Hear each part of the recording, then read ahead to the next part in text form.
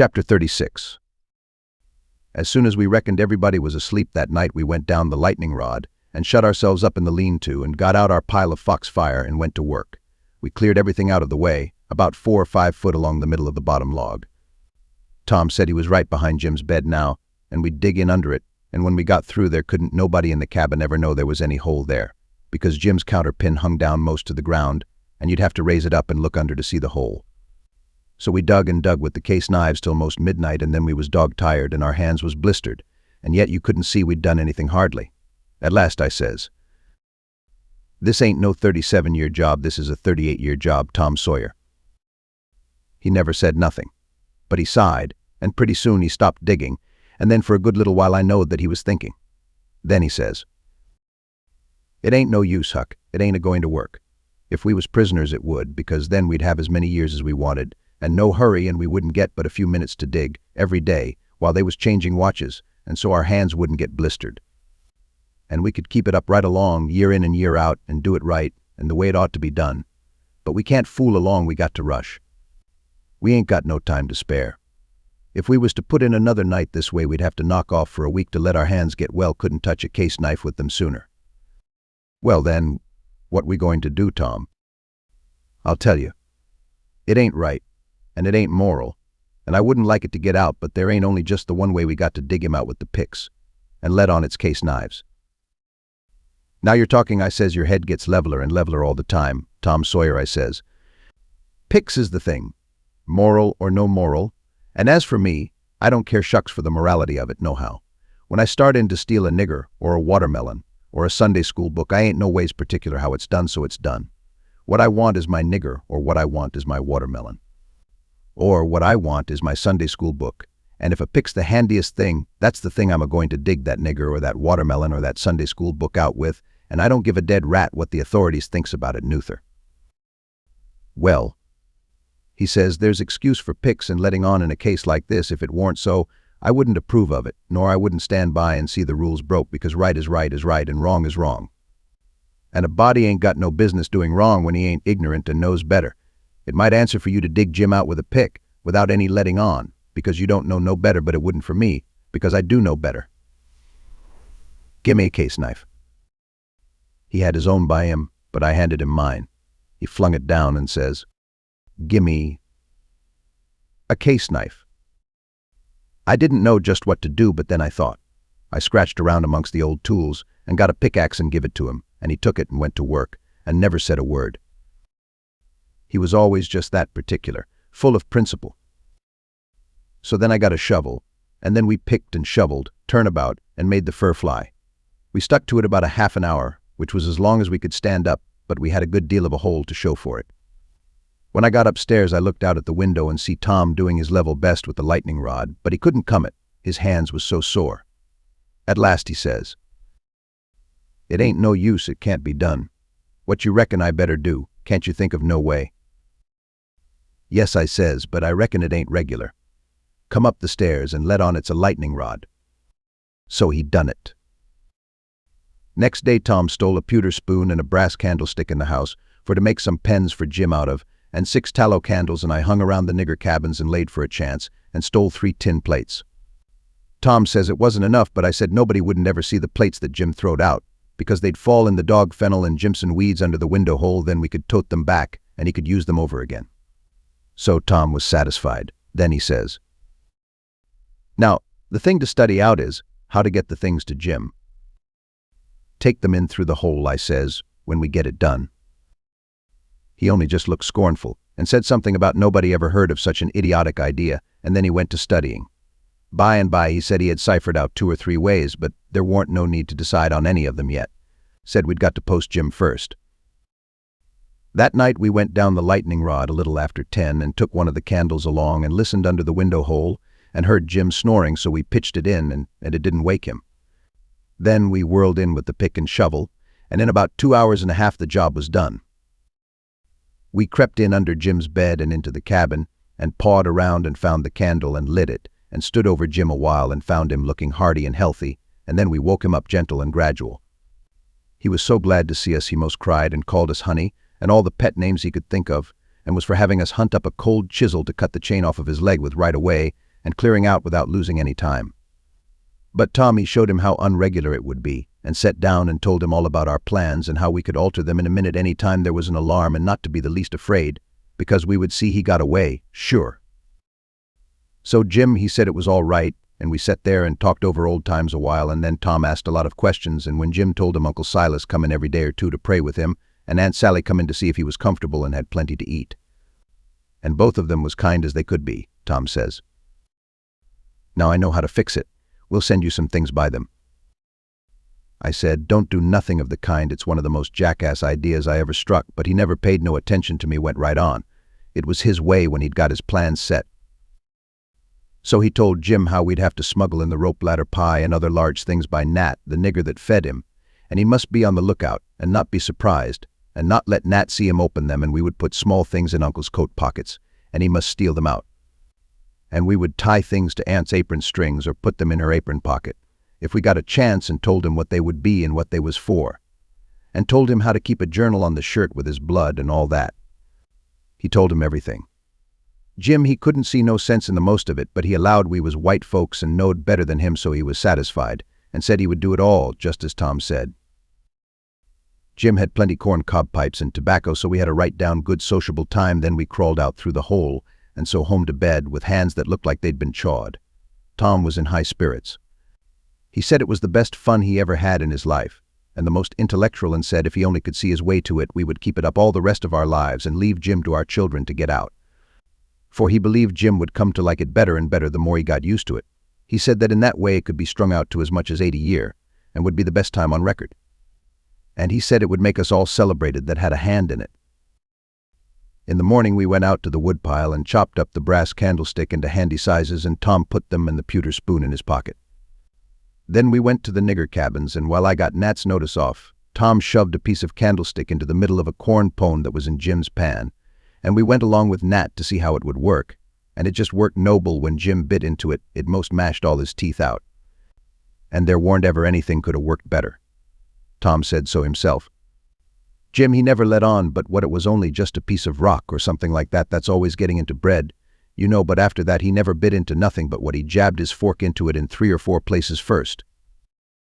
And whilst we was a-standing there in the dimmish light, here comes a couple of the hounds bulging in from under Jim's bed, and they kept on piling in till there was 11 of them. And there warn't hardly room in there to get your breath. By jings, we forgot to fasten that lean-to door. The nigger Nat, he only just hollered witches once, and keeled over onto the floor amongst the dogs, and begun to groan like he was dying. Tom jerked the door open and flung out a slab of Jim's meat, and the dogs went for it, and in 2 seconds he was out himself and back again and shut the door, and I knowed he'd fixed the other door too. Then he went to work on the nigger, coaxing him and petting him, and asking him if he'd been imagining he saw something again. He raised up and blinked his eyes around and says, "Mars Sid, you'll say I's a fool, but if I didn't believe I see most 1,000,000 dogs, are devils, here's some I wished I may die right here in these tracks. I did, most surely. Mars Sid, I felt saw day was all over me. Dad fetch it. I just wished I could get my hands on one ear dem witches just once on why just once, it's all I'd asked. But mostly I wish they'd lem alone, I does." Tom says, "Well, I tell you what I think. What makes them come here just at this runaway nigger's breakfast time? It's because they're hungry, that's the reason. You make them a witch pie, that's the thing for you to do." "But my land, Mars Sid, how's I going to make em a witch pie? I don't know how to make it. I hain't ever hearn ear such a thing before." "Well, then, I'll have to make it myself." "Will you do it, honey? Will you? I'll wash up the ground on your foot, I will." "All right, I'll do it, seeing it's you, and you've been good to us and showed us the runaway nigger. But you got to be mighty careful. When we come around, you turn your back and then whatever we've put in the pan. Don't you let on you see it at all. And don't you look when Jim unloads the pan, something might happen, I don't know what. And above all, don't you handle the witch things." "Handle em, Mars Sid. What is you a-talking about? I wouldn't lay de weight of my finger on them. Not FR 10 billion dollars, I wouldn't." Chapter 37. That was all fixed. So then we went away and went to the rubbish pile in the backyard, where they keep the old boots, and rags and pieces of bottles and wore-out tin things and all such truck, and scratched around and found an old tin washpan, and stopped up the holes as well as we could, to bake the pie in, and took it down cellar and stole it full of flour and started for breakfast, and found a couple of shingle nails that Tom said would be handy for a prisoner to scrabble his name and sorrows on the dungeon walls with, and dropped one of them in Aunt Sally's apron pocket, which was hanging on a chair, and t'other we stuck in the band of Uncle Silas's hat, which was on the bureau, because we heard the children say their Pa and Ma was going to the runaway nigger's house this morning, and then went to breakfast. And Tom dropped the pewter spoon in Uncle Silas's coat pocket, and Aunt Sally wasn't come yet, so we had to wait a little while. And when she come, she was hot and red and cross, and couldn't hardly wait for the blessing, and then she went to sluicing out coffee with one hand and cracking the handiest child's head with her thimble with the other, and says, "I've hunted high and I've hunted low, and it does beat all what has become of your other shirt." My heart fell down amongst my lungs and livers and things, and a hard piece of corn crust started down my throat after it, and got met on the road with a cough, and was shot across the table, and took one of the children in the eye, and curled him up like a fishing worm, and let a cry out of him the size of a war-whoop, and Tom he turned kinder blue around the gills, and it all amounted to a considerable state of things for about a quarter of a minute, or as much as that, and I would have sold out for half price if there was a bidder. But after that we was all right again. It was the sudden surprise of it that knocked us so kind of cold. Uncle Silas, he says, "It's most uncommon curious, I can't understand it. I know perfectly well I took it off because you hain't got but one on. Just listen at the man. I know you took it off, and know it by a better way than your wool-gathering memory, too, because it was on the clothesline yesterday. I see it there myself. But it's gone, that's the long and the short of it. And you'll just have to change to a red flannel one till I can get time to make a new one. And it'll be the third I've made in 2 years. It just keeps a body on the jump to keep you in shirts. And whatever you do manage to do with them all is more 'n I can make out. A body do think you would learn to take some sort of care of em at your time of life." "I know it, Sally, and I do try all I can. But it oughtn't to be altogether my fault, because, you know, I don't see them, nor have nothing to do with them except when they're on me, and I don't believe I've ever lost one of them off of me." "Well, it ain't your fault if you haven't, Silas. You'd have done it if you could, I reckon. And the shirt ain't all that's gone, neuther. There's a spoon gone, and that ain't all. There was 10, and now there's only 9. The calf got the shirt, I reckon, but the calf never took the spoon. That's certain." "Why, what else is gone, Sally?" "There's 6 candles gone, that's what. The rats could have got the candles, and I reckon they did. I wonder they don't walk off with the whole place, the way you're always going to stop their holes and don't do it, and if they weren't fools they'd sleep in your hair, Silas. You'd never find it out. But you can't lay the spoon on the rats, and that I know." "Well, Sally, I'm in fault, and I acknowledge it. I've been remiss, but I won't let tomorrow go by without stopping up them holes." "Oh, I wouldn't hurry. Next year'll do. Matilda Angelina Araminta Phelps." Whack comes the thimble, and the child snatches her claws out of the sugar bowl without fooling around any. Just then the nigger woman steps onto the passage and says, "Mrs. Day's a sheet gone." "A sheet gone? Well, for the land's sake." "I'll stop up them holes today," says Uncle Silas, looking sorrowful. "Oh, do shet up. I s'pose the rats took the sheet? Where's it gone, Liz?" "Cla, to goodness, I hain't no notion, Miss Sally. She was on de close line yestiddy, but she done gone. She ain't da no mo now. I reckon the world is coming to an end. I never see the beat of it in all my born days. A shirt, and a sheet, and a spoon, and 6 can. Mrs. comes a young yaller wench, days a brass candlestick, Miss N. Clear out from here, you hussy, ere I'll take a skillet to ye." Well, she was just a biling. I begun to lay for a chance. I reckoned I would sneak out and go for the woods till the weather moderated. She kept a raging right along, running her insurrection all by herself, and everybody else mighty meek and quiet, and at last Uncle Silas, looking kind of foolish, fishes up that spoon out of his pocket. She stopped with her mouth open and her hands up, and as for me, I wished I was in Jerusalem or somewheres, but not long, because she says, "It's just as I expected. So you had it in your pocket all the time, and like as not you've got the other things there too. How'd it get there?" "I really don't know, Sally," he says, kind of apologizing, or you know I would tell. "I was studying over my text in Acts 17 before breakfast, and I reckon I put it in there, not noticing, meaning to put my testament in, and it must be so, because my testament ain't in, but I'll go and see.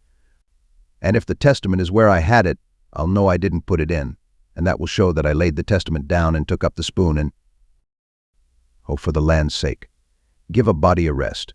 Go long now, the whole kit and biling of ye, and don't come nigh me again till I've got back my peace of mind. I'd a heard her if she'd a said it to herself, let alone speaking it out, and I'd a got up and obeyed her if I'd a been dead. As we was passing through the setting room, the old man, he took up his hat, and the shingle nail fell out on the floor, and he just merely picked it up and laid it on the mantel shelf, and never said nothing, and went out. Tom see him do it, and remembered about the spoon, and says, "Well, it ain't no use to send things by him no more, he ain't reliable." Then he says, "But he done us a good turn with the spoon anyway, without knowing it, and so we'll go and do him one without him knowing it, stop up his rat holes." There was a noble good lot of them down cellar, and it took us a whole hour, but we done the job tight and good and shipshape. Then we heard steps on the stairs, and blowed out our light and hid, and here comes the old man, with a candle in one hand and a bundle of stuff in t'other, looking as absent-minded as year before last. He went a-mooning around, first to one rat hole and then another, till he'd been to them all. Then he stood about 5 minutes, picking tallow drip off of his candle and thinking. Then he turns off slow and dreamy towards the stairs, saying, "Well, for the life of me, I can't remember when I done it. I could show her now that I warn't to blame on account of the rats. But never mind, let it go. I reckon it wouldn't do no good." And so he went on mumbling upstairs, and then we left. He was a mighty nice old man, and always is. Tom was a good deal bothered about what to do for a spoon, but he said we'd got to have it, so he took a think. When he had ciphered it out, he told me how we was to do. Then we went and waited around the spoon basket till we see Aunt Sally coming, and then Tom went to counting the spoons and laying them out to one side, and I slid one of them up my sleeve, and Tom says, "Why, Aunt Sally, there ain't but 9 spoons yet." She says, "Go long to your play, and don't bother me. I know better, I counted them myself." "Well, I've counted them twice, Auntie, and I can't make but 9. She looked out of all patience, but of course she come to count anybody would. "I declare to gracious, there ain't but 9, she says. "Why, what in the world, plague take the things, I'll count 'em again." So I slipped back the one I had, and when she got done counting, she says, "Hang the troublesome rubbish. There's 10 now," and she looked huffy and bothered both. But Tom says, "Why, Auntie, I don't think there's 10. You numbskull, didn't you see me count 'em?" "I know, but—" "Well, I'll count 'em again." So I smouched one, and they come out 9, same as the other time. Well, she was in a tearing way, just a trembling all over, she was so mad. But she counted and counted till she got that addled she'd start to count in the basket for a spoon sometimes, and so 3 times they come out right, and 3 times they come out wrong. Then she grabbed up the basket and slammed it across the house and knocked the cat galley west, and she said, "Clee our out, and let her have some peace, and if we come bothering around her again betwixt that and dinner, she'd skin us." So we had the odd spoon and dropped it in her apron pocket whilst she was a-giving us our sailing orders, and Jim got it all right, along with her shingle nail, before noon. We was very well satisfied with this business, and Tom allowed it was worth twice the trouble it took, because he said now she couldn't ever count them spoons twice alike again to save her life, and wouldn't believe she'd counted them right if she did. And said that after she'd about counted her head off for the next 3 days, he judged she'd give it up and offer to kill anybody that wanted her to ever count them anymore. So we put the sheet back on the line that night and stole one out of her closet and kept on putting it back and stealing it again for a couple of days till she didn't know how many sheets she had anymore, and she didn't care and warned her going to bully-rag the rest of her soul out about it, and wouldn't count them again, not to save her life, she'd rather die first. So we was all right now as to the shirt and the sheet and the spoon and the candles, by the help of the calf and the rats and the mixed-up counting, and as to the candlestick, it warn't no consequence, it would blow over by and by. But that pie was a job. We had no end of trouble with that pie. We fixed it up away down in the woods and cooked it there, and we got it done at last, and very satisfactory too, but not all in one day, and we had to use up 3 washpans full of flour before we got through, and we got burnt pretty much all over, in places, and eyes put out with the smoke. Because, you see, we didn't want nothing but a crust, and we couldn't prop it up right, and she would always cave in. But of course we thought of the right way at last, which was to cook the latter, too, in the pie. So then we laid in with Jim the second night, and tore up the sheet all in little strings and twisted them together, and long before daylight we had a lovely rope that you could hung a person with. We let on it took 9 months to make it. And in the forenoon we took it down to the woods, but it wouldn't go into the pie. Being made of a whole sheet that way, there was rope enough for 40 pies if we'd a wanted them, and plenty left over for soup or sausage or anything you choose. We coulda had a whole dinner, but we didn't need it. All we needed was just enough for the pie, and so we throwed the rest away. We didn't cook none of the pies in the washpan, afraid the solder would melt, but Uncle Silas he had a noble brass warming pan which he thought considerable of, because it belonged to one of his ancestors with a long wooden handle that come over from England with William the Conqueror in the Mayflower or one of them early ships, and was hid away up garret with a lot of other old pots and things that was valuable, not on account of being any account, because they weren't, but on account of them being relics, you know, and we snaked her out private and took her down there, but she failed on the first pies, because we didn't know how, but she come up smiling on the last one. We took and lined her with dough and set her in the coals, and loaded her up with rag rope, and put on a dough roof, and shut down the lid, and put hot embers on top, and stood off 5 foot, with the long handle, cool and comfortable. And in 15 minutes she turned out a pie that was a satisfaction to look at. But the person that it would want to fetch a couple of cags of toothpicks along, for if that rope ladder wouldn't cramp him down to business, I don't know nothing what I'm talking about, and lay him in enough stomach ache to last him till next time, too. Nat didn't look when we put the witch pie in Jim's pan, and we put the 3 tin plates in the bottom of the pan under the victuals, and so Jim got everything all right, and as soon as he was by himself he busted into the pie and hid the rope ladder inside of his straw tick, and scratched some marks on a tin plate and throwed it out of the window hole. Chapter 38.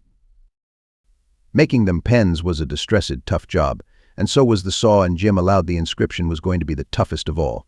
That's the one which the prisoner has to scrabble on the wall. But he had to have it. Tom said he'd got to. There weren't no case of a state prisoner not scrabbling his inscription to leave behind, and his coat of arms. Look at Lady Jane Grey, he says. Look at Guilford Dudley. Look at old Northumberland. Why, Huck, suppose it is considerable trouble. What you going to do? How you going to get around it? Jim's got to do his inscription and coat of arms. They all do. Jim says. Why, Mars Tom, I hain't got no coat o' arm. I hain't got nuffin but dish year old shirt. And you knows I got to keep de journal on dat. Oh, you don't understand. Jim, a coat of arms is very different. Well, I says, Jim's right anyway, when he says he ain't got no coat of arms, because he hain't. I reckon I knowed that, Tom says, but you bet he'll have one before he goes out of this, because he's going out right, and there ain't going to be no flaws in his record. So whilst me and Jim filed away at the pens on a brickbat apiece, Jim a-making his N out of the brass and I making mine out of the spoon, Tom set to work to think out the coat of arms. By and by he said he'd struck so many good ones he didn't hardly know which to take, but there was one which he reckoned he'd decide on. He says, on the scutcheon we'll have a bend or in the dexter base, a saltire Murray in the fess, with a dog, couchant, for common charge, and under his foot a chain embattled, for slavery, with a chevron vert and a chief engrailed, and 3 invected lines on a field azure, with the nombril points rampant on a dancet indented crest, a runaway nigger sable with his bundle over his shoulder on a bar sinister, and a couple of gules for supporters, which is you and me motto, Magior Freda, minor atto. Got it out of a book means the more haste, the less speed. Gee Willikins, I says, but what does the rest of it mean? We ain't got no time to bother over that, he says. We got to dig in like all get out. Well, anyway, I says, what's some of it? What's a fess? A fess is you don't need to know what a fess is. I'll show him how to make it when he gets to it. Shucks, Tom, I says. I think you might tell a person. What's a bar sinister? Oh, I don't know. But he's got to have it. All the nobility does. That was just his way. If it didn't suit him to explain a thing to you, he wouldn't do it. You might pump at him a week. It wouldn't make no difference. He'd got all that coat of arms business fixed, so now he started in to finish up the rest of that part of the work, which was to plan out a mournful inscription. Said Jim got to have one, like they all done. He made up a lot, and wrote them out on a paper, and read them off so. 1. Here a captive heart busted. 2. Here a poor prisoner, forsook by the world and friends, fretted out his sorrowful life. 3. Here a lonely heart broke, and a worn spirit went to its rest, after 37 years of solitary captivity. 4. Here, homeless and friendless, after 37 years of bitter captivity, perished a noble stranger, natural son of Louis XIV. Tom's voice trembled whilst he was reading them, and he most broke down. When he got done, he couldn't no way make up his mind which one for Jim to scrabble onto the wall. They was all so good, but at last he allowed he would let him scrabble them all on. Jim said it would take him a year to scrabble such a lot of truck onto the logs with a nail, and he didn't know how to make letters, besides, but Tom said he would block them out for him, and then he wouldn't have nothing to do but just follow the lines. Then, pretty soon, he says, "Come to think, the logs ain't a-going to do. They don't have log walls in a dungeon. We got to dig the inscriptions into a rock. We'll fetch a rock." Jim said the rock was worse than the logs. He said it would take him such a pison long time to dig them into a rock he wouldn't ever get out. But Tom said he would let me help him do it. Then he took a look to see how me and Jim was getting along with the pens. It was most pesky tedious hard work and slow, and didn't give my hands no show to get well of the sores, and we didn't seem to make no headway, hardly so Tom says. "I know how to fix it. We got to have a rock for the coat of arms and mournful inscriptions, and we can kill 2 birds with that same rock. There's a gaudy big grindstone down at the mill, and we'll smouch it, and carve the things on it, and file out the pens and the saw on it too." It warn't no slouch of an idea, and it warn't no slouch of a grindstone neither, but we allowed we'd tackle it. It warn't quite midnight yet, so we cleared out for the mill, leaving Jim at work. We smouched the grindstone and set out to roll her home, but it was a most nation-tough job. Sometimes, do what we couldn't keep her from falling over, and she come mighty near mashing us every time. Tom said she was going to get one of us sure before we got through. We got her halfway, and then we was plumb played out, and most drownded with sweat. We see it warn't no use. We got to go and fetch Jim. So he raised up his bed and slid the chain off of the bed leg and wrapped it round and round his neck, and we crawled out through our hole and down there, and Jim and me laid into that grindstone and walked her along like nothing, and Tom superintended. He could out-superintend any boy I ever see. He knowed how to do everything. Our hole was pretty big, but it warn't big enough to get the grindstone through, but Jim, he took the pick and soon made it big enough. Then Tom marked out them things on it with the nail, and set Jim to work on them, with the nail for a chisel and an iron bolt from the rubbish in the lean-to for a hammer, and told him to work till the rest of his candle quit on him, and then he could go to bed, and hide the grindstone under his straw tick and sleep on it. Then we helped him fix his chain back on the bed leg, and was ready for bed ourselves. But Tom thought of something and says, "You got any spiders in here, Jim?" "No, sah, thanks to goodness I hain't, Mars Tom." "All right, we'll get you some. But bless you, honey, I don't want none. I's afeard on 'em. I just as soon have rattlesnakes around." Tom thought a minute or two and says, "It's a good idea, and I reckon it's been done. It must have been done, it stands to reason. Yes, it's a prime good idea. Where could you keep it?" "Keep what, Mars Tom?" "Why, a rattlesnake." "Dig goodness gracious alive, Mars Tom. Why, if dey was a rattlesnake to come in here, I'd take and bust right out through dat log wall, I would, wid my head." "Why, Jim, you wouldn't be afraid of it after a little. You could tame it." "Tame it?" "Yes, easy enough. Every animal is grateful for kindness and petting, and they wouldn't think of hurting a person that pets them. Any book will tell you that. You try, that's all I ask, just try for 2 or 3 days. Why, you can get him so, in a little while, that he'll love you and sleep with you. And won't stay away from you a minute, and will let you wrap him round your neck and put his head in your mouth." "Please, Mars Tom, don't talk so. I can't stand it. He'd let me shove his head in my mouth for a favor, hain't it? I lay he'd wait a powerful long time 'fore I asked him. In mo and dat, I don't want him to sleep wid me." "Jim, don't act so foolish. A prisoner's got to have some kind of a dumb pet, and if a rattlesnake hain't ever been tried, why, there's more glory to be gained in your being the first to ever try it than any other way you could ever think of to save your life." "Why, Mars Tom, I don't want no sich glory. Snake take and bite Jim's chin off, den why is de glory? No, sah, I don't want no sich doin's." "Blame it. Can't you try? I only want you to try. You needn't keep it up if it don't work." "But de trouble all done if de snake bite me while I's a-tryin' him." "Mars Tom, I's willin' to tackle mos anything it ain't unreasonable, but ef you and Huck fetches a rattlesnake in here for me to tame, I's gwine to leave, dat's sure." "Well then, let it go. Let it go. If you're so bull-headed about it, we can get you some garter snakes, and you can tie some buttons on their tails, and let on their rattlesnakes, and I reckon that'll have to do." "I can't stand dem, Mars Tom, but blame ef I couldn't get along wet out. I tell you dat. I never knowed B.O.T. was so much bother and trouble to be a prisoner." "Well, it always is when it's done right. You got any rats around here?" "No, sah, I ain't seed none." "Well, we'll get you some rats." "Why, Mars Tom, I don't want no rats."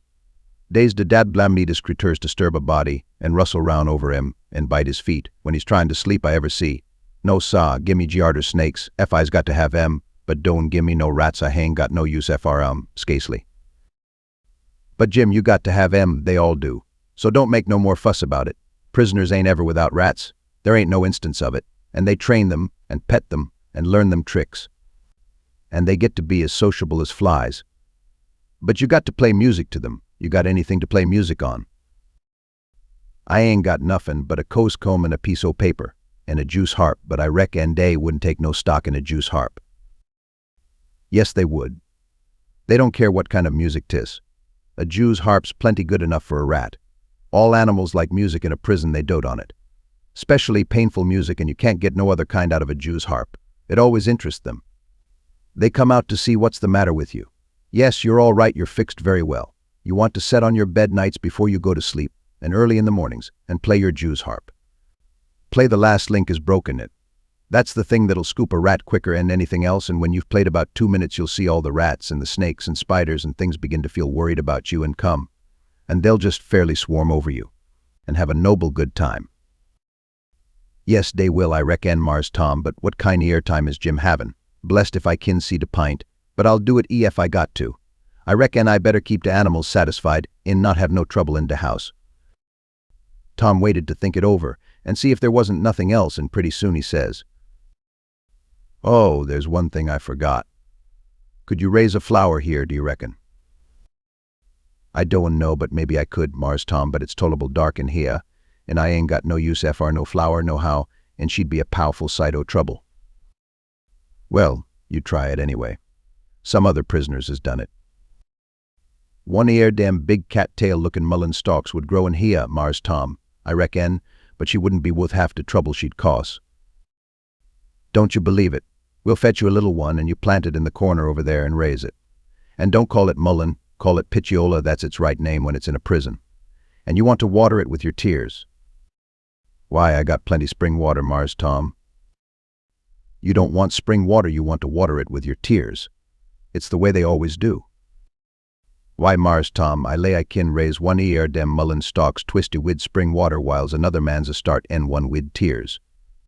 "That ain't the idea. You got to do it with tears." "She'll die on my hands, Mars Tom. She surely will case I don't scasely ever cry." So Tom was stumped. But he studied it over, and then said Jim would have to worry along the best he could with an onion. He promised he would go to the nigger cabins and drop one private in Jim's coffee pot in the morning. Jim said he would just as soon have tobacco in his coffee, and found so much fault with it, and with the work and bother of raising the mullein, and Jews harping the rats and petting and flattering up the snakes and spiders and things, on top of all the other work he had to do on pens and inscriptions and journals and things, which made it more trouble and worry and responsibility to be a prisoner than anything he ever undertook, that Tom most lost all patience with him and said he was just loading down with more gaudier chances than a prisoner ever had in the world to make a name for himself. And yet he didn't know enough to appreciate them, and they was just about wasted on him. So Jim, he was sorry, and said he wouldn't behave so no more, and then me and Tom shoved for bed. Chapter 39.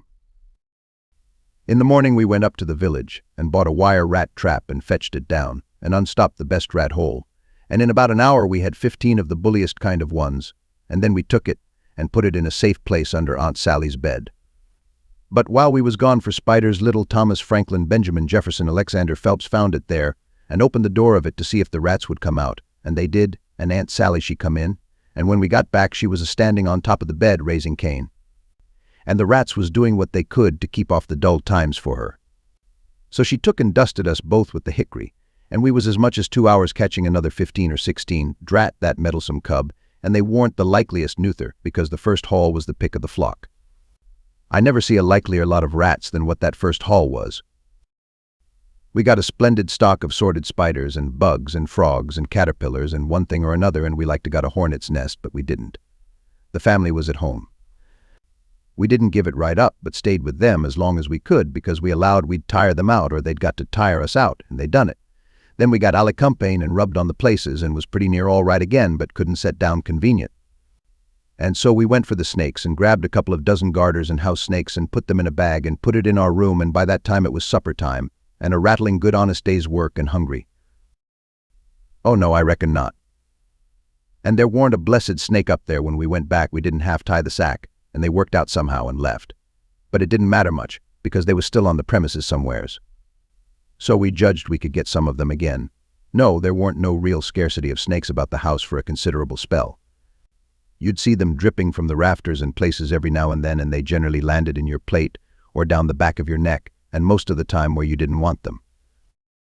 Well, they was handsome and striped, and there warn't no harm in a million of them, but that never made no difference to Aunt Sally. She despised snakes, be the breed what they might, and she couldn't stand them no way you could fix it, and every time one of them flopped down on her. It didn't make no difference what she was doing, she would just lay that work down and light out. I never see such a woman. And you could hear her whoop to Jericho. You couldn't get her to take a holt of one of them with the tongs. And if she turned over and found one in bed, she would scramble out and lift a howl that you would think the house was afire. She disturbed the old man so that he said he could most wish there hadn't ever been no snakes created.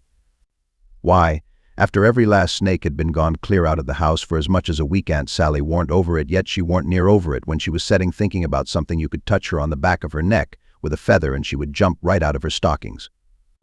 It was very curious. But Tom said all women was just so. He said they was made that way for some reason or other. We got a licking every time one of our snakes come in her way, and she allowed these lickings warn't nothing to what she would do if we ever loaded up the place again with them. I didn't mind the lickings, because they didn't amount to nothing, but I minded the trouble we had to lay in another lot. But we got them laid in, and all the other things, and you never see a cabin as blithesome as Jim's was when they'd all swarm out for music and go for him. Jim didn't like the spiders, and the spiders didn't like Jim, and so they'd lay for him and make it mighty warm for him.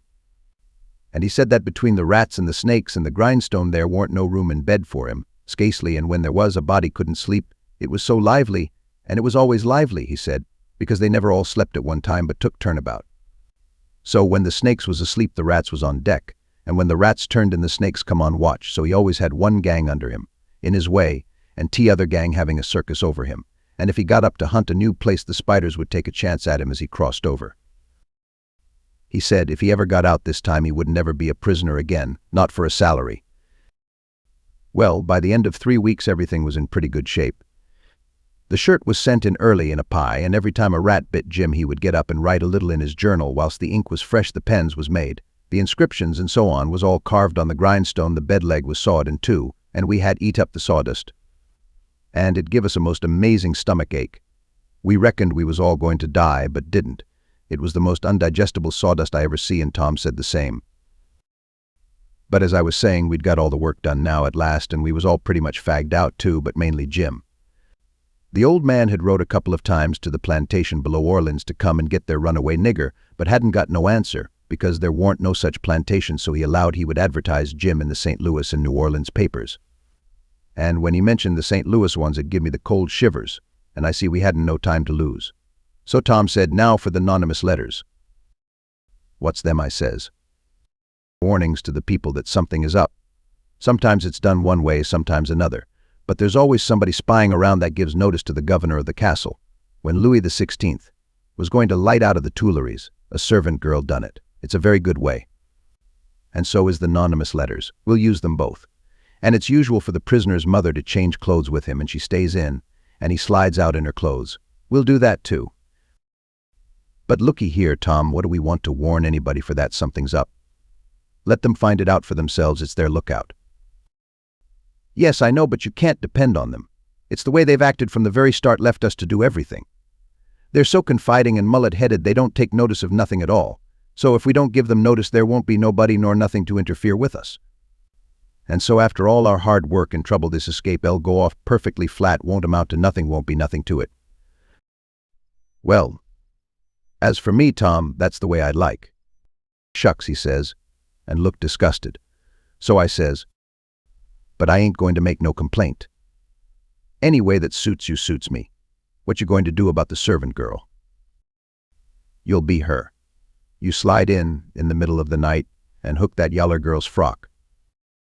Why, Tom, that'll make trouble next morning, because of course she probably ain't got any but that one. I know, but you don't want it but 15 minutes to carry the anonymous letter and shove it under the front door. All right, then, I'll do it, but I could carry it just as handy in my own togs. You wouldn't look like a servant girl then, would you? No, but there won't be nobody to see what I look like anyway. That ain't got nothing to do with it. The thing for us to do is just to do our duty and not worry about whether anybody sees us do it or not. Hain't you got no principle at all? All right, I ain't saying nothing, I'm the servant girl. Who's Jim's mother? I'm his mother. I'll hook a gown from Aunt Sally. Well, then you'll have to stay in the cabin when me and Jim leaves. Not much. I'll stuff Jim's clothes full of straw and lay it on his bed to represent his mother in disguise, and Jim L. take the nigger woman's gown off of me and wear it. And we'll all evade together. When a prisoner of style escapes, it's called an evasion. It's always called so when a king escapes, for instance, and the same with a king's son, it don't make no difference whether he's a natural one or an unnatural one. So Tom, he wrote the anonymous letter, and I smouched the yaller wench's frock that night and put it on and shoved it under the front door, the way Tom told me to. It said, "Beware. Trouble is brewing. Keep a sharp lookout. Unknown friend." Next night we stuck a picture, which Tom drawed in blood, of a skull and crossbones on the front door, and next night another one of a coffin on the back door. I never see a family in such a sweat. They couldn't have been worse scared if the place had been full of ghosts laying for them behind everything and under the beds and shivering through the air. If a door banged, Aunt Sally, she jumped and said ouch. If anything fell, she jumped and said ouch. If you happened to touch her, when she weren't noticing, she done the same. She couldn't face no way and be satisfied, because she allowed there was something behind her every time, so she was always a whirling around sudden and saying ouch. And before she'd got 2/3 around, she'd whirl back again and say it again, and she was afraid to go to bed, but she doesn't set up. So the thing was working very well. Tom said he never see a thing work more satisfactory. He said it showed it was done right. So he said, now for the grand bulge.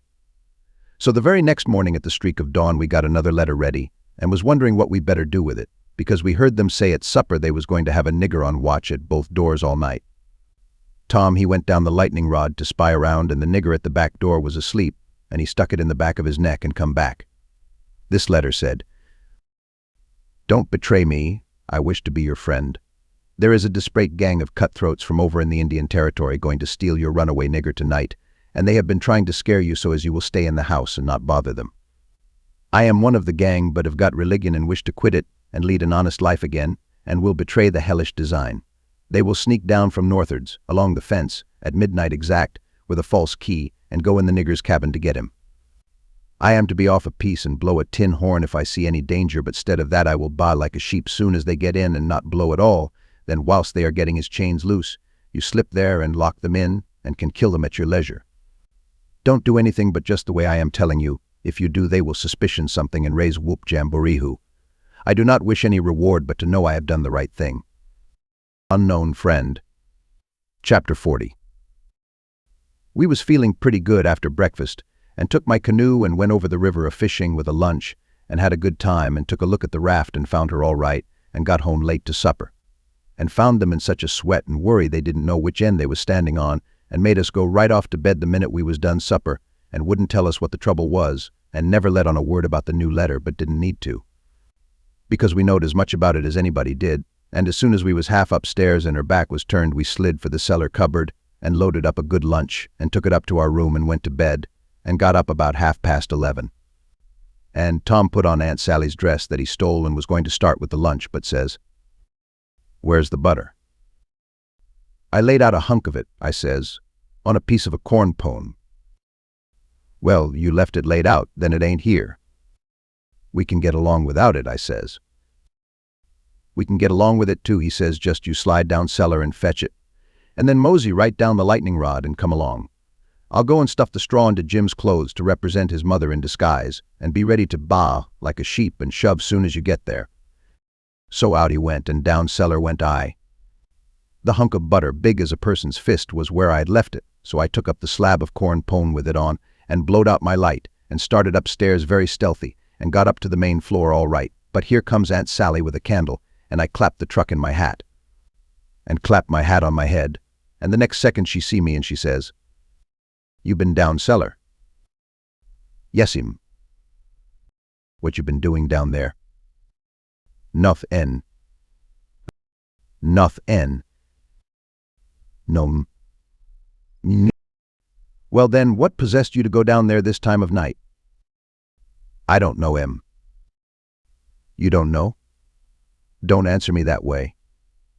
Tom, I want to know what you've been doing down there. I hain't been doing a single thing, Aunt Sally. I hope to gracious if I have. I reckon she'd let me go now, and as a general thing she would, but I suppose there was so many strange things going on she was just in a sweat about every little thing that warn't yardstick straight, so she says, very decided, "You just march into that setting room and stay there till I come. You've been up to something you no business to, and I lay I'll find out what it is before I'm done with you." So she went away as I opened the door and walked into the setting room. But there was a crowd there. 15 farmers, and every one of them had a gun. I was most powerful sick and slunk to a chair and sat down. They was sitting around, some of them talking a little, in a low voice, and all of them fidgety and uneasy, but trying to look like they weren't, but I knowed they was, because they was always taking off their hats and putting them on and scratching their heads and changing their seats and fumbling with their buttons. I warn't easy myself, but I didn't take my hat off all the same. I did wish Aunt Sally would come and get done with me and lick me if she wanted to and let me get away and tell Tom how we'd overdone this thing and what a thundering hornet's nest we'd got ourselves into, so we could stop fooling around straight off and clear out with Jim before these rips got out of patience and come for us. At last she come and begun to ask me questions, but I couldn't answer them straight. I didn't know which end of me was up, because these men was in such a fidget now that some was wanting to start right now and lay for them desperados and saying it warn't but a few minutes to midnight. And others was trying to get them to hold on and wait for the sheep signal, and here was Auntie pegging away at the questions and me shaking all over and ready to sink down in my tracks. I was that scared, and the place getting hotter and hotter, and the butter beginning to melt and run down my neck and behind my ears, and pretty soon, when one of them says, "I'm for going and getting in the cabin first and right now, and catching them when they come," I most dropped, and a streak of butter come a-trickling down my forehead, and Aunt Sally she see it and turns white as a sheet and says, "For the land's sake, what is the matter with the child? He's got the brain fever as sure as you're born, and they're oozing out."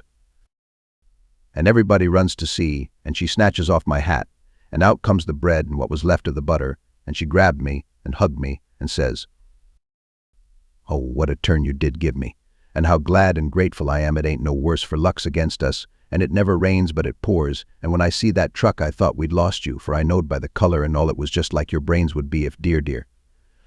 Why didn't you tell me that was what you'd been down there for? I wouldn't have cared. Now clear out to bed, and don't let me see no more of you till morning." I was upstairs in a second, and down the lightning rod in another one, and shinning through the dark for the lean-to. I couldn't hardly get my words out, I was so anxious, but I told Tom as quick as I could we must jump for it now, and not a minute to lose, the house full of men yonder with guns. His eyes just blazed, and he says, "No, is that so? Ain't it bully? Why, Huck, if it was to do over again, I bet I could fetch 200, if we could put it off till—" "Hurry, hurry, hurry," I says. "Where's Jim?" "Right at your elbow. If you reach out your arm, you can touch him. He's dressed, and everything's ready. Now we'll slide out and give the sheep signal." But then we heard the tramp of men coming to the door, and heard them begin to fumble with the padlock, and heard a man say, "I told you we'd be too soon. They haven't come. The door is locked. Here, I'll lock some of you into the cabin, and you lay for 'em in the dark and kill 'em when they come, and the rest scatter around a piece, and listen if you can hear 'em coming." So in they come, but couldn't see us in the dark, and most trod on us whilst we was hustling to get under the bed. But we got under all right, and out through the hole, swift but soft, Jim first, me next, and Tom last, which was according to Tom's orders. Now we was in the lean-to, and heard trampings close by outside. So we crept to the door, and Tom stopped us there and put his eye to the crack, but couldn't make out nothing. It was so dark, and whispered and said he would listen for the steps to get further, and when he nudged us, Jim must glide out first, and him last. So he set his ear to the crack and listened and listened and listened and listened, and the steps a-scraping around out there all the time, and at last he nudged us, and we slid out and stooped down, not breathing and not making the least noise, and slipped stealthy towards the fence and in Jun file. And got to it all right, and me and Jim over it, but Tom's britches catched fast on a splinter on the top rail, and then he heard the steps coming, so he had to pull loose, which snapped the splinter and made a noise, and as he dropped in our tracks and started, somebody sings out, "Who's that? Answer, or I'll shoot." But we didn't answer, we just unfurled our heels and shoved. Then there was a rush, and a bang, bang, bang, and the bullets fairly whizzed around us. We heard them sing out. Here they are. They've broke for the river, after boys, and turned loose the dogs. So here they come, full tilt. We could hear them because they wore boots and yelled, but we didn't wear no boots and didn't yell.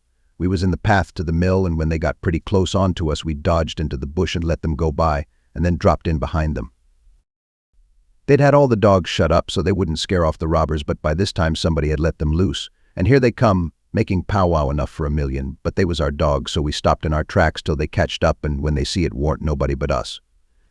And no excitement to offer them. They only just said howdy, and tore right ahead towards the shouting and clattering, and then we up steam again, and whizzed along after them till we was nearly to the mill, and then struck up through the bush to where my canoe was tied, and hopped in and pulled for dear life towards the middle of the river, but didn't make no more noise than we was obliged to. Then we struck out, easy and comfortable, for the island where my raft was, and we could hear them yelling and barking at each other all up and down the bank, till we was so far away the sounds got dim and died out. And when we stepped onto the raft, I says, "Now, old Jim, you're a free man again, and I bet you won't ever be a slave no more." And a mighty good job it was, too, Huck. It was planned beautiful, and it was done beautiful, and ain't nobody can get up a plan that's mo mixed up in splendid den what dat one was. We was all glad as we could be, but Tom was the gladdest of all because he had a bullet in the calf of his leg.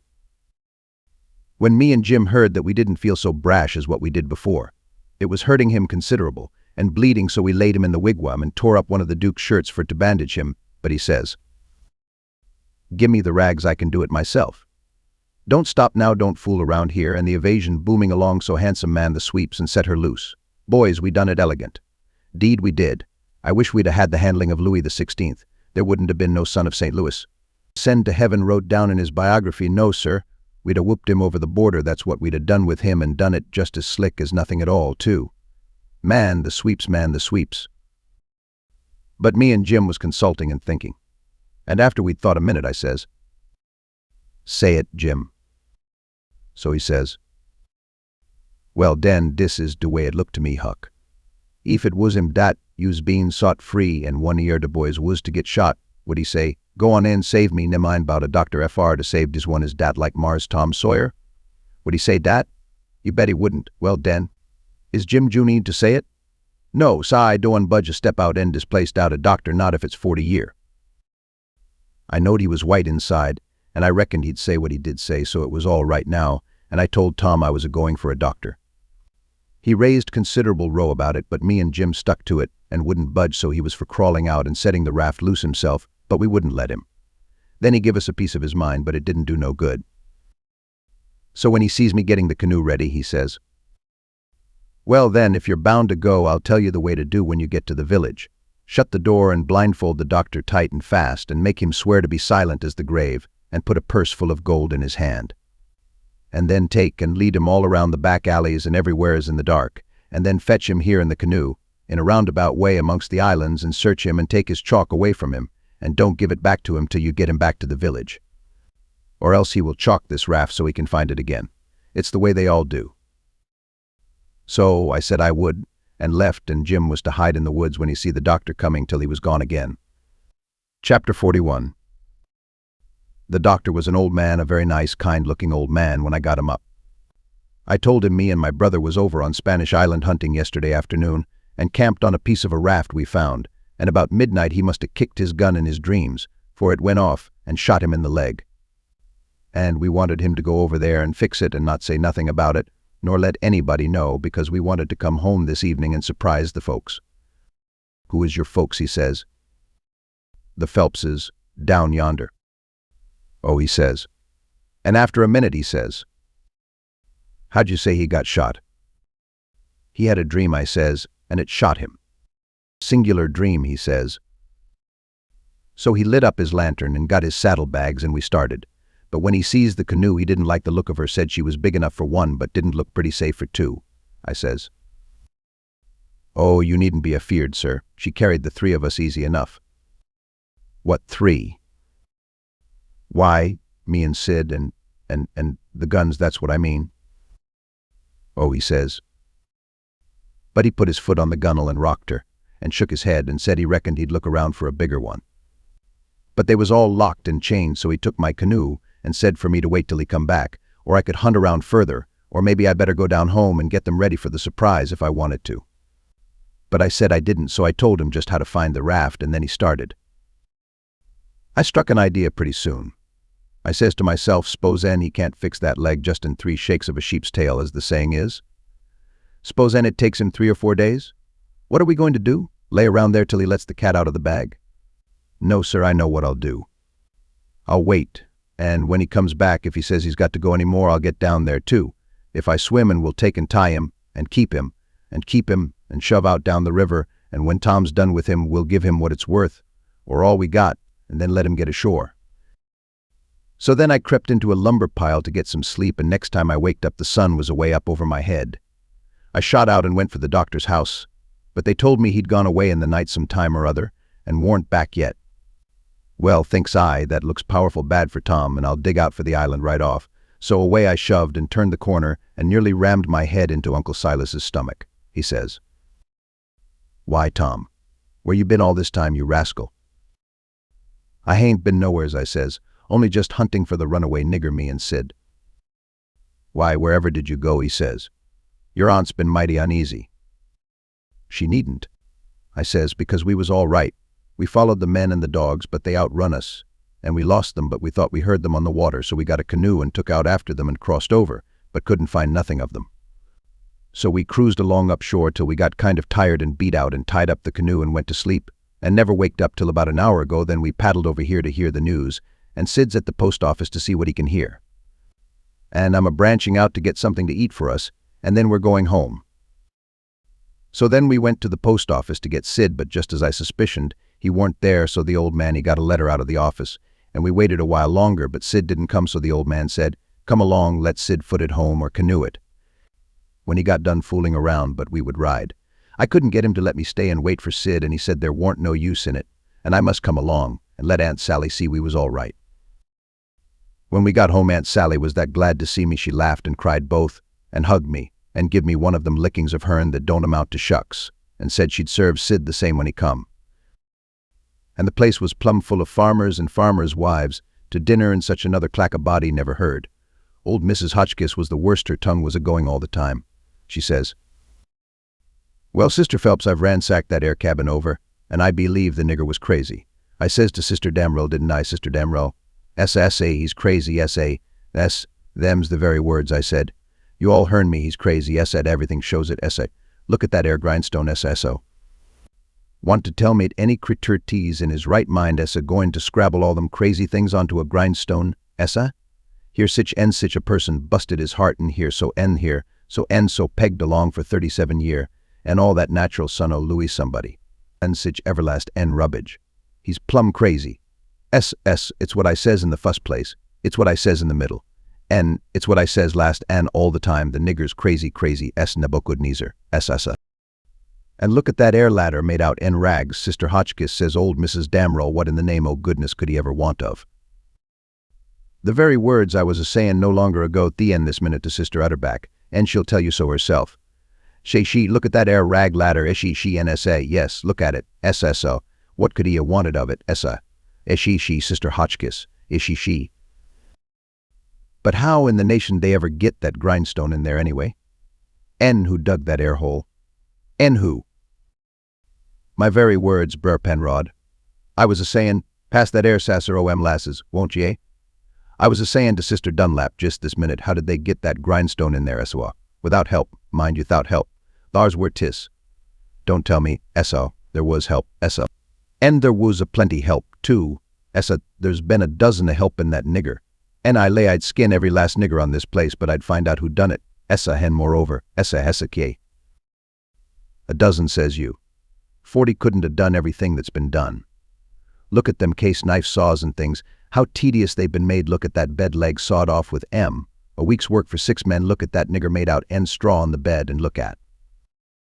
You may well say it, Brer Hightower. It's just as I was a-sayin' to Brer Phelps, his own self. S.E., what do you think of it, Sister Hotchkiss, S.E.? Think o' what? Brer Phelps, S.S. Think o' that bed leg sawed off that away, S.E. Think of it, S.A. I lay it never sawed itself off. S.S. Somebody sawed it. Essa, that's my opinion. Take it or leave it. It mayn't be no count, essa, but sich as 'tis, it's my opinion, essa, and if anybody can start a better one, essa, let him do it, essa all. I says to Sister Dunlap, essa. Why, dog my cats, they must have been a house full o' niggers in there every night for 4 weeks to have done all that work, Sister Phelps. Look at that shirt, every last inch of it covered over with secret African writ end done with blood. Must have been a raft UVM at it right along all the time. Almost. Why, I'd give $2 to have it read to me, and as for the niggers that wrote it, I low I'd take and lash MTL people to help him, Brother Marples. Well, I reckon you'd think so if you'd have been in this house for a while back. Why, they've stole everything they could lay their hands on, and we are watching all the time. Mind you, they stole that shirt right off o' the line. And as for that sheet they made the rag ladder out of, there ain't no telling how many times they didn't steal that and flour and candles and candlesticks and spoons and the old warming pan. And most 1,000 things that I disremember now, and my new calico dress. And me and Silas and my Sid and Tom on the constant watch day and night, as I was a-telling you, and not a one of us could catch hide, nor hair, nor sight, nor sound of them, and here at the last minute, lo and behold you, they slides right in under our noses and fools us. And not only fools us, but the Injun Territory robbers too, and actually gets away with that nigger safe and sound, and that with 16 men and 22 dogs, right on their very heels at that very time. I tell you, it just bangs anything I ever heard of.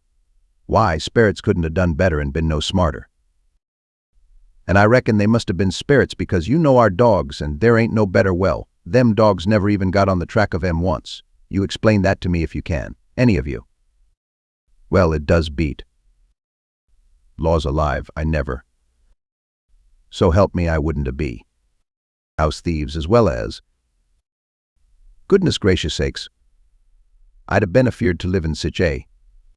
Afraid to live. Why, I was that scared I doesn't hardly go to bed, or get up, or lay down, or set down, Sister Ridgway. Why, they'd steal the very why, goodness sakes. You can guess what kind of a fluster I was in by the time midnight come last night. I hope to gracious if I weren't afraid they'd steal some o' the family. I was just to that pass I didn't have no reasoning faculties no more. It looks foolish enough now, in the daytime, but I says to myself, there's my 2 poor boys asleep, way upstairs in that lonesome room, and I declare to goodness I was that uneasy I crept up there and locked 'em in. I did, and anybody would. Because, you know, when you get scared that way, and it keeps running on and getting worse and worse all the time, and your wits gets to addling, and you get to doing all sorts of wild things, and by you think to yourself, s'pose and I was a boy, and was away up there, and the door ain't locked. And she stopped, looking kind of wondering, and then she turned her head around slow, and when her eye lit on me, I got up and took a walk. Says I to myself, I can explain better how we come to not be in that room this morning if I go out to one side and study over it a little. So I done it. But I doesn't go fur, or she'd have sent for me. And when it was late in the day, the people all went, and then I come in and told her the noise and shooting waked up me and Sid. And the door was locked, and we wanted to see the fun, so we went down the lightning rod, and both of us got hurt a little, and we didn't never want to try that no more. And then I went on and told her all what I told Uncle Silas before, and then she said she'd forgive us, and maybe it was all right enough anyway, and about what a body might expect of boys, for all boys was a pretty harum-scarum lot as fur as she could see, and so, as long as no harm hadn't come of it, she judged she better put in her time being grateful we was alive and well and she had us still, instead of fretting over what was past and done. So then she kissed me and patted me on the head and dropped into a kind of a brown study and pretty soon jumps up and says, "Why, lawsamercy, it's most night, and Sid not come yet. What has become of that boy?" I see my chance, so I skips up and says, "I'll run right up to town and get him," I says. "No, you won't," she says. "You'll stay right where you are, one's enough to be lost at a time. If he ain't here to supper, your uncle'll go." Well, he warn't there to supper, so right after supper Uncle went. He come back about 10 a little bit uneasy, hadn't run across Tom's track. Aunt Sally was a good deal uneasy, but Uncle Silas, he said there weren't no occasion to be boys will be boys, he said, and you'll see this one turn up in the morning all sound and right. So she had to be satisfied. But she said she'd set up for him a while anyway and keep a light burning so he could see it. And then when I went up to bed, she come up with me and fetched her candle and tucked me in and mothered me so good I felt mean, and like I couldn't look her in the face, and she sat down on the bed and talked with me a long time and said what a splendid boy Sid was. And didn't seem to want to ever stop talking about him, and kept asking me every now and then if I reckoned he could have got lost or hurt or maybe drowned, and might be laying at this minute somewhere suffering or dead, and she not by him to help him, and so the tears would drip down silent. And I would tell her that Sid was all right, and would be home in the morning, sure, and she would squeeze my hand or maybe kiss me and tell me to say it again, and keep on saying it because it done her good, and she was in so much trouble. And when she was going away, she looked down in my eyes so steady and gentle, and says, "The door ain't going to be locked, Tom, and there's the window and the rod, but you'll be good, won't you? And you won't go? For my sake." Laws knows I wanted to go bad enough to see about Tom, and was all intending to go, but after that I wouldn't have went, not for kingdoms. But she was on my mind, and Tom was on my mind, so I slept very restless. And twice I went down the rod away in the night, and slipped around front, and see her sitting there by her candle in the window, with her eyes towards the road and the tears in them, and I wished I could do something for her, but I couldn't. Only to swear that I wouldn't never do nothing to grieve her any more. And the third time I waked up at dawn and slid down, and she was there yet, and her candle was most out, and her old gray head was resting on her hand, and she was asleep. Chapter 42. The old man was uptown again before breakfast, but couldn't get no track of Tom, and both of them sat at the table thinking, and not saying nothing, and looking mournful, and their coffee getting cold, and not eating anything. And by the old man says, "Did I give you the letter?" "What letter?" "The one I got yesterday out of the post office." "No, you didn't give me no letter." "Well, I must have forgot it." So he rummaged his pockets, and then went off somewheres where he had laid it down, and fetched it and give it to her. She says, "Why, it's from St. Petersburg, it's from C's." I allowed another walk would do me good, but I couldn't stir. But before she could break it open, she dropped it and run for she see something. And so did I. It was Tom Sawyer on a mattress, and that old doctor and Jim, in her calico dress, with his hands tied behind him, and a lot of people. I hid the letter behind the first thing that come handy and rushed. She flung herself at Tom, crying, and says, "Oh, he's dead, I know he's dead." And Tom, he turned his head a little, and muttered something or other, which showed he warn't in his right mind. Then she flung up her hands and says, "He's alive, thank God." And that's enough, and she snatched a kiss of him, and flew for the house to get the bed ready, and scattering orders right and left at the niggers and everybody else, as fast as her tongue could go, every jump of the way. I followed the men to see what they was going to do with Jim, and the old doctor and Uncle Silas followed after Tom into the house. The men was very huffy, and some of them wanted to hang Jim for an example to all the other niggers around there, so they wouldn't be trying to run away like Jim done, and making such a raft of trouble, and keeping a whole family scared most to death for days and nights. But the others said, "Don't do it, it wouldn't answer at all, he ain't our nigger, and his owner would turn up and make us pay for him, sure." So that cooled them down a little, because the people that's always the most anxious for to hang a nigger that hain't done just right is always the very ones that ain't the most anxious to pay for him when they've got their satisfaction out of him. They cussed Jim considerable, though, and give him a cuff or two side the head once in a while, but Jim never said nothing, and he never let on to know me, and they took him to the same cabin, and put his own clothes on him, and chained him again, and not to no bed leg this time, but to a big staple drove into the bottom log, and chained his hands too, and both legs, and said he warn't to have nothing but bread and water to eat after this till his owner come, or he was sold at auction, because he didn't come in a certain length of time, and filled up our hole. And said a couple of farmers with guns must stand watch around about the cabin every night, and a bulldog tied to the door in the daytime, and about this time they was through with the job and was tapering off with a kind of general goodbye cussing, and then the old doctor comes and takes a look, and says, "Don't be no rougher on him than you're obleeged to, because he ain't a bad nigger. When I got to where I found the boy, I see I couldn't cut the bullet out without some help, and he warn't in no condition for me to leave to go and get help, and he got a little worse, and a little worse. And after a long time he went out of his head, and wouldn't let me come a-nigh him any more, and said if I chalked his raft he'd kill me, and no end of wild foolishness like that, and I see I couldn't do anything at all with him, so I says, I got to have help somehow. And the minute I says it out, crawls this nigger from somewheres and says he'll help, and he done it too, and done it very well. Of course I judged he must be a runaway nigger, and there I was. And there I had to stick right straight along all the rest of the day and all night. It was a fix, I tell you. I had a couple of patients with the chills, and of course I'd have liked to run up to town and see them, but I dasn't, because the nigger might get away, and then I'd be to blame, and yet never a skiff come close enough for me to hail. So there I had to stick plumb until daylight this morning, and I never see a nigger that was a better noser faithfuler. and yet he was risking his freedom to do it, and was all tired out too, and I see plain enough he'd been worked main hard lately. I like the nigger for that, I tell you, gentlemen. A nigger like that is worth $1,000 and kind treatment too.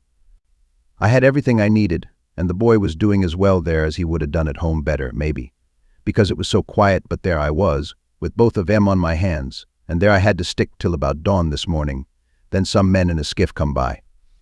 And as good luck would have it, the nigger was sitting by the pallet with his head propped on his knees sound asleep, so I motioned them in quiet, and they slipped up on him and grabbed him and tied him before he knowed what he was about, and we never had no trouble.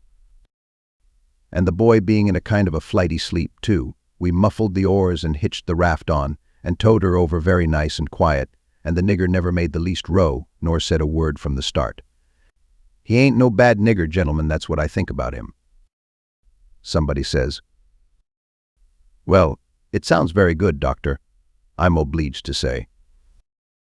Then the others softened up a little too, and I was mighty thankful to that old doctor for doing Jim that good turn, and I was glad it was according to my judgment of him, too, because I thought he had a good heart in him and was a good man the first time I see him.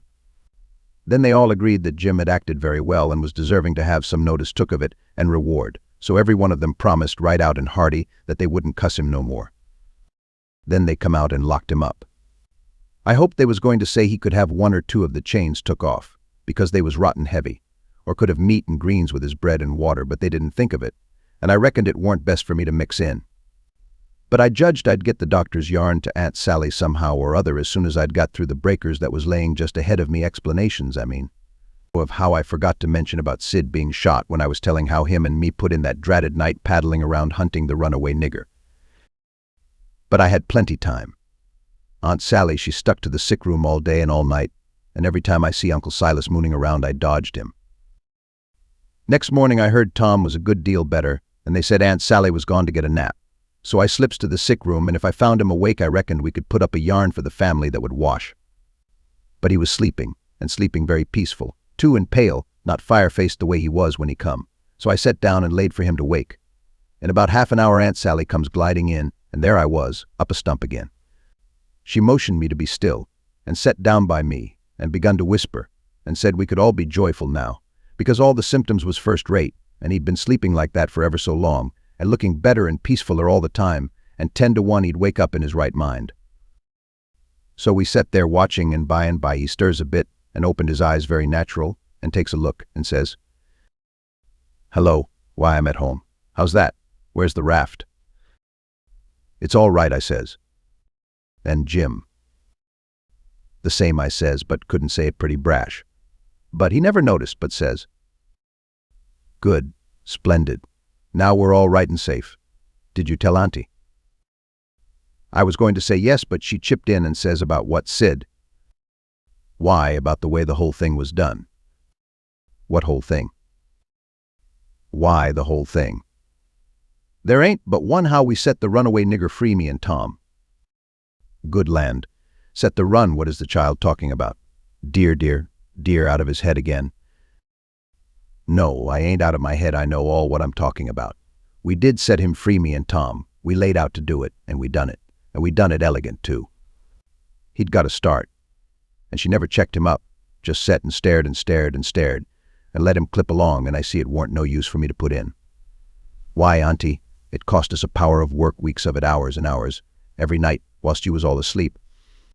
And we had to steal candles, and the sheet, and the shirt, and your dress, and spoons, and tin plates, and case knives, and the warming pan, and the grindstone, and flour, and just no end of things, and you can't think what work it was to make the saws, and pens, and inscriptions. And one thing or another, and you can't think half the fun it was. And we had to make up the pictures of coffins and things, and anonymous letters from the robbers, and get up and down the lightning rod, and dig the hole into the cabin, and made the rope ladder, and send it in cooked up in a pie, and send it in spoons and things to work with in your apron pocket. For mercy sakes. And load up the cabin with rats and snakes and so on for company for Jim, and then you kept Tom here so long with the butter in his hat that you come near spiling the whole business, because the men come before we was out of the cabin, and we had to rush, and they heard us and let drive at us. And I got my share, and we dodged out of the path and let them go by, and when the dogs come they weren't interested in us, but went for the most noise, and we got our canoe, and made for the raft, and was all safe, and Jim was a free man, and we'd done it all by ourselves, and wasn't it bully? Auntie. Well, I never heard the likes of it in all my born days. So it was you little rapscallions, that's been making all this trouble. And turned everybody's wits clean inside out and scared us almost to death. I've as good a notion as ever I had in my life to take it out o' you this very minute. To think, here I've been, night after night. You just get well once, you young scamp. And I lay out tan the old Harry out o' both o' ye. But Tom, he was so proud and joyful he just couldn't hold in, and his tongue just went she a chipping in, and spitting fire all along, and both of them going it at once, like a cat convention, and she says, "Well, you get all the enjoyment you can out of it now, for mind I tell you if I catch you meddling with him again." Meddling with who? Tom says, dropping his smile and looking surprised. With who? Why, the runaway nigger, of course. Who'd you reckon? Tom looks at me very grave and says, "Tom, didn't you just tell me he was all right? Hasn't he got away?" Him, says Aunt Sally, the runaway nigger? Deed he hasn't. They've got him back safe and sound, and he's in that cabin again on bread and water and loaded down with chains till he's claimed or sold. Tom rose square up in bed, with his eye hot and his nostrils opening and shutting like gills, and sings out to me, "They hain't no right to shut him up. Shove. And don't you lose a minute. Turn him loose. He ain't no slave, he's as free as any creature that walks this earth." What does the child mean? I mean every word I say, Aunt Sally, and if somebody don't go, I'll go. I've knowed him all his life, and so has Tom there. Old Miss Watson died 2 months ago, and she was ashamed she ever was going to sell him down the river, and said so, and she set him free in her will. Then what on earth did you want to set him free for, seeing he was already free? Well, that is a question, I must say, and just like women. Why, I wanted the adventure of it, and I'd a waded neck deep in blood to goodness alive, Aunt Polly. If she weren't standing right there just inside the door, looking as sweet and contented as an angel half full of pie, I wish I may never. Aunt Sally jumped for her, and most hugged the head off of her, and cried over her, and I found a good enough place for me under the bed, for it was getting pretty sultry for us, seemed to me. And I peeped out, and in a little while Tom's Aunt Polly shook herself loose and stood there looking across at Tom over her spectacles, kind of grinding him into the earth, you know. And then she says, "Yes, you better turn our head away, I would, if I was you, Tom." "Oh, dearie me," says Aunt Sally, "is he changed so? Why, that ain't Tom, it's Sid Tom's yums. Why, where is Tom? He was here a minute ago." "You mean where's Huck Finn, that's what you mean? I reckon I hain't raised such a scamp as my Tom all these years not to know him when I see him. That would be a pretty howdy-do. Come out from under that bed, Huck Finn." So I done it, but not feeling brash. Aunt Sally, she was one of the mixed-uppest looking persons I ever see except one, and that was Uncle Silas, when he come in and they told it all to him. It kind of made him drunk, as you may say, and he didn't know nothing at all the rest of the day, and preached a prayer-meeting sermon that night that gave him a rattling reputation, because the oldest man in the world couldn't have understood it. So Tom's Aunt Polly, she told all about who I was and what, and I had to up and tell how I was in such a tight place that when Mrs. Phelps took me for Tom Sawyer, she chipped in and says, "Oh, go on and call me Aunt Sally. I'm used to it now." And 'tain't no need to change that. When Aunt Sally took me for Tom Sawyer, I had to stand it, there warn't no other way. And I knowed he wouldn't mind, because it would be nuts for him, being a mystery, and he'd make an adventure out of it, and be perfectly satisfied. And so it turned out, and he let on to be Sid, and made things as soft as he could for me.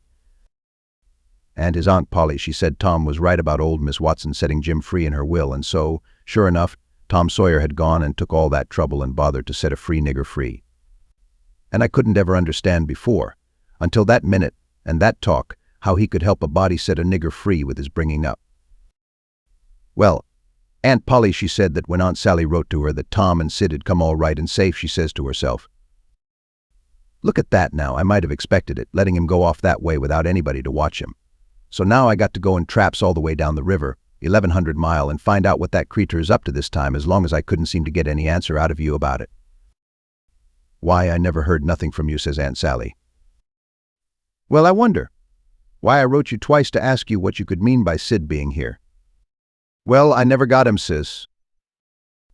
Aunt Polly, she turns around slow and severe, and says, "You, Tom."